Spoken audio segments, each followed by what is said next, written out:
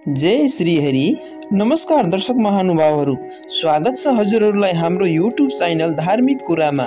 यस च्यानलमा धार्मिक सम्बन्धी जानकारीहरू राखिन्छ, जस्तै तिथि, मुहुर्त, व्रत, पर्व इत्यादि। आजको जानकारी रहेको छ कामिका एकादशी व्रत बारे केही जानकारी। कामिका एकादशी व्रत कहिले हो, व्रत विधि र संक्षिप्त कथाको जानकारी लिएर आएको छु। प्रिय दर्शक महानुभावहरू, यदि च्यानलमा नयाँ हुनुहुन्छ भने च्यानललाई सब्स्क्राइब गर्नुहोला र साथै आउने घन्टीमा पनि थिच्नुहोला। दर्शकबिन, जानकारी अगाडि बढाउँ। श्रावण मासको कृष्ण पक्ष एकादशीको नाम कामिका एकादशी हो। यस एकादशीका आराध्य भगवान नारायण हुनुहुन्छ। कामिका एकादशीका सन्दर्भमा राजा युधिष्ठिरको जिज्ञासा मेट्दै भगवान श्री कृष्णले यस एकादशीको महत्व दर्शाउनु भएको पौराणिक प्रसङ्ग पाइन्छ। जिज्ञासु युधिष्ठिरको विनम्रतालाई सम्मान गर्दै भगवान श्री कृष्णले भन्नुभयो, हे महाराज युधिष्ठिर, यस एकादशीको महत्व एक समय स्वयं ब्रह्माजीले देवर्षि नारदलाई भन्नुभएको थियो। त्यही म हजुरलाई भन्छु, सुन्नुहोस्। श्री कृष्ण भन्नुहुन्छ, त्यस वखत नारदजीले ब्रह्माजीलाई सोध्नुभयो, हे पितामह, श्रावण मासको कृष्ण पक्ष एकादशीको कथा सुन्ने मेरो इच्छा छ। त्यसको नाम के हो, विधि के कस्तो रहेको छ र त्यसको महात्म्य के हो, कृपापूर्वक भन्नुहोस्। नारदजीको जिज्ञासा सुनेर भगवान ब्रह्माजीले भन्नुभयो, हे नारद, लोकको कल्याणका लागि तिमीले अति राम्रो प्रश्न गरेका छौ। श्रावण महिनाको कृष्ण एकादशीको नाम कामिका एकादशी हो। यो एकादशीको नाम मात्र सुन्नाले वाजपेय यज्ञको फल प्राप्त हुन्छ। यस दिन शङ्ख, चक्र, गदा धारण गर्नुभएका श्रीहरि विष्णुको पूजा हुन्छ। उहाँलाई श्रीधर, हरि, विष्णु, माधव, मधुसूदन आदि नामले पुकारिन्छ। उहाँको पूजा गर्दा के फल मिल्दछ भन्ने बताउँछु सुन। हे नारद, जुन फल गङ्गा, काशी, नैमिसारण्य र पुष्करमा स्नान गर्दा प्राप्त हुन्छ, त्यो फल यस एकादशीमा भगवान विष्णुको पूजनले मिल्दछ। जुन फल सूर्यग्रहण र चन्द्रग्रहणमा कुरुक्षेत्र र काशीमा स्नान गर्नाले, समुद्र तथा हरिया वन सहितकी पृथ्वी र गर्भिणी गाई दान गर्नाले, सिंह राशिमा बृहस्पति हुँदा गोदावरी र गण्डकी नदीमा स्नान गर्नाले पनि प्राप्त गर्न मुस्किल हुन्छ, त्यो फल यस एकादशीमा भगवान श्री हरिको पूजन गर्दा प्राप्त हुन्छ। जो मनुष्य श्रावण मासमा भगवानको पूजा गर्दछ, उनीहरूबाट देवता, गन्धर्व, सूर्यादि, नवग्रह र नागहरू समेत पूजित हुन्छन्।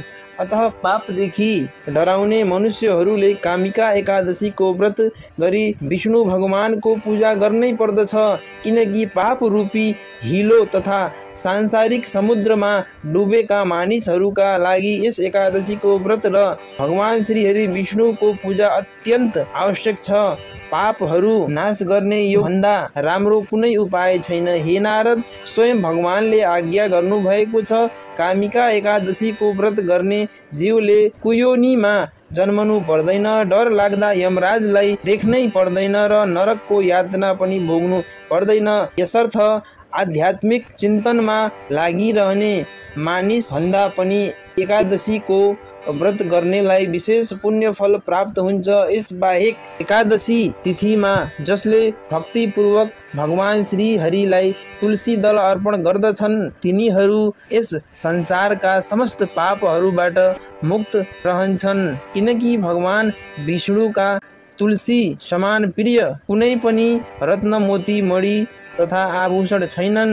यो दिन तुलसीका मञ्जरी तथा पत्रहरूले भगवानको पूजा गर्ने विधान रहेको छ।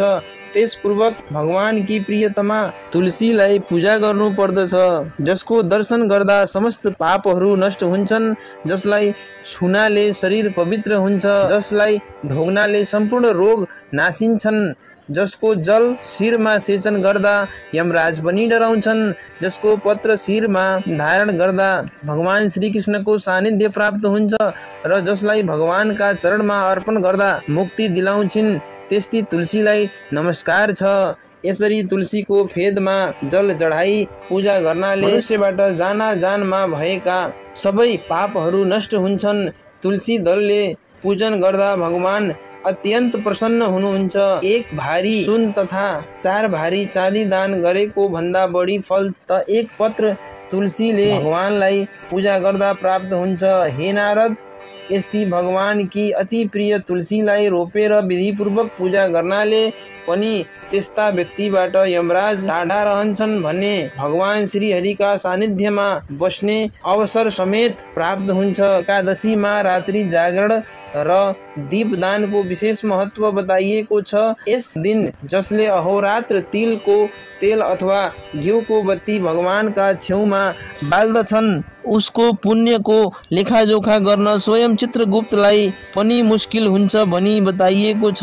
यस दिन भगवानको सानिध्यमा दीपदान गर्नाले स्वर्गमा रहेका उसका सम्पूर्ण पितृहरूले अमृत पान गर्ने अवसर प्राप्त गर्छन् भने ऊ स्वयं मरण पश्चात करोडौं दीपहरू समान सूर्य नारायणका सानिध्यमा पुगेर आनन्दपूर्वक बस्ने अवसर पाउँछ भनी शास्त्रहरूमा फलश्रुति बताइएको छ। सबै एकादशीमा भगवान विष्णुको पूजा आराधना गरिन्छ, तर भगवान शयनावस्थामा रहनुहुने समयमा विशेष विधिले पूजा गर्ने चलन छ। यसरी पूजा गर्दा भगवानको प्रतिमालाई पञ्चामृत तथा शङ्ख जलले स्नान गराएर विशेष आसनमा आसीन गराइन्छ। त्यसपछि चन्दनादिको लेप लगाई षोडशोपचारले पूजा गरेर हातमा शङ्ख चक्र गदा पद्म एवं शरीरमा पीताम्बर तथा आभूषणले सुशोभित गरिन्छ। दिनमा भगवानको विशेष पूजा गरी रात्रिमा भजन कीर्तन एवं कथा श्रवण गर्दै जाग्राम बस्नु पर्दछ। बिहानी पख पारण तथा ब्राह्मणलाई दान दक्षिणा र भोजन गराई आफूले पनि भोजन गर्नु पर्दछ। दर्शकवृन्द, आउनुहोस् जानौँ कामिका एकादशीको शुभ तिथि र मुहुर्त। विक्रम सम्वत 2080 सालमा कामिका एकादशीको व्रत रहेको छ। असार महिनाको 28 गते बिहीबार सन् 13 जुलाई 2023। एकादशी तिथि आरम्भ असार 27 गते बुधबार रात्रिको 8:50 र एकादशी तिथि समाप्त असार 28 गते बिहीबार रात्रिको 8:14 दर्शकवृन्द, कामिका एकादशीको संक्षिप्त कथा यही रहेको छ। हजुरहरूलाई कथा कस्तो लाग्यो कृपया कमेन्ट गर्नुहोला।